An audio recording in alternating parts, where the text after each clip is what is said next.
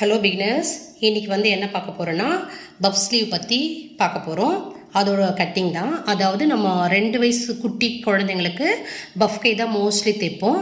முதல்ல அந்த மெஷர்மெண்ட்டு நான் சொல்லித்தரேன், அதுக்கப்புறமா பெரியவங்களுக்கு நான் சொல்லித்தரேன். இப்போ நம்ம குழந்தைலேருந்தே ஸ்டார்ட் பண்ணால் தான் நம்மளுக்கு போக போக போக பெரியவங்களுக்கும் ஈஸியாக கற்றுக்கலாம்.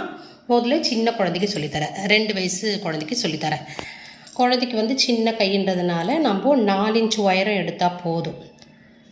4 இன்ச் உயரம் எடுத்துட்டு அளவு வந்துட்டு நல்லா லென்த்தாக பாருங்கள், இன்ச் டேப் வச்சு காட்டுறேன் நான். அவங்களுக்கு 4 இன்ச் உயரம்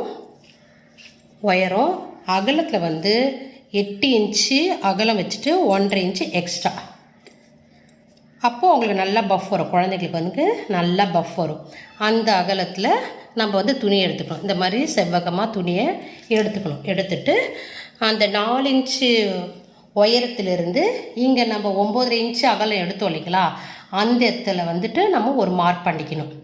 3 இன்ச்சு டவுன் அங்கே ஒரு கோடு போட்டுட்டு இங்கே மேலேருந்து 3 இன்ச்சு டவுன்லேயும் 1 இன்ச்சு டவுன்லேயும் ஒரு மார்க் பண்ணிக்கணும். அப்போது இங்கே உயரத்துலேருந்து அப்படியே இந்த அகலத்தாண்டை எடுத்துகிட்டு வந்து நம்ம சேர்க்கணும். 3 இன்ச்சு டவுனில் நம்ம சேர்த்து அப்படியே ஒரு கர்வ் வளைஞ்சிக்கணும். ஸ்கேலால் அப்படியே இப்படி கோடு போட்டுக்கணும். முதல்ல இப்படி ஸ்கேலால் கோடு போட்டுக்கணும். அதுக்கப்புறமா அதுக்கு மேலே இந்த மாதிரி வரைஞ்சிக்கணும். இப்போ குழந்தைக்கு வந்து 3 இன்ச்சு போதும். ஆனால் வந்து ரொம்ப டைட்டாக குழந்தைங்களுக்கு போடக்கூடாது. 4 இன்ச்சு போட்டால் போதும்.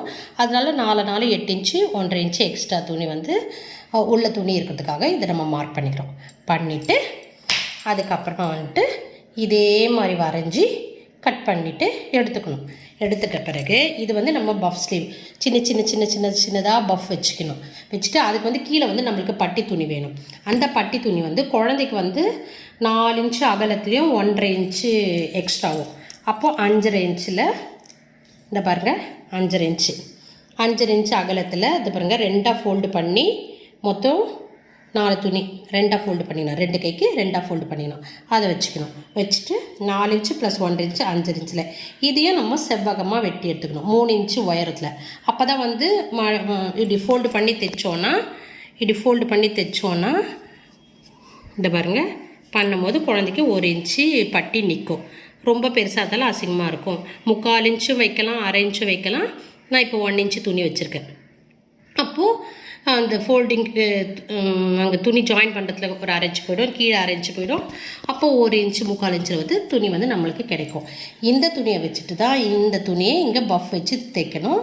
அதே மாதிரி மேலே வந்துட்டு ஷோல்டர் துணியில் வச்சு இந்த பஃப்பை தைக்கணும். இதுதான் வந்துட்டு கட்டிங் முறை. அதுக்கப்புறமா எப்படி தைக்கிறதுன்றது நான் சொல்கிறேன். புரிஞ்சுதுங்களா?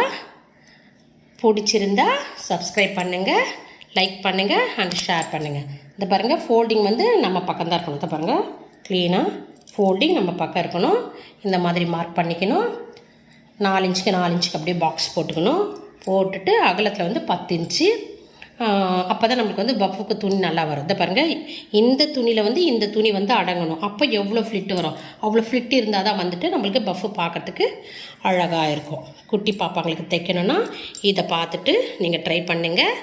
அப்புறமா நான் பாடி எல்லாமே ஒன்றுனா சொல்லித்தரேன். முதல்ல பஃப் ஸ்லீவ் இது தெரிஞ்சுக்கோங்க, நெக்ஸ்ட்டு பாடி சொல்லித்தரேன். பிடிச்சிருந்தா சப்ஸ்கிரைப் பண்ணுங்கள் அண்ட் லைக் பண்ணுங்கள், ஷேர் பண்ணுங்கள். தேங்க்யூ.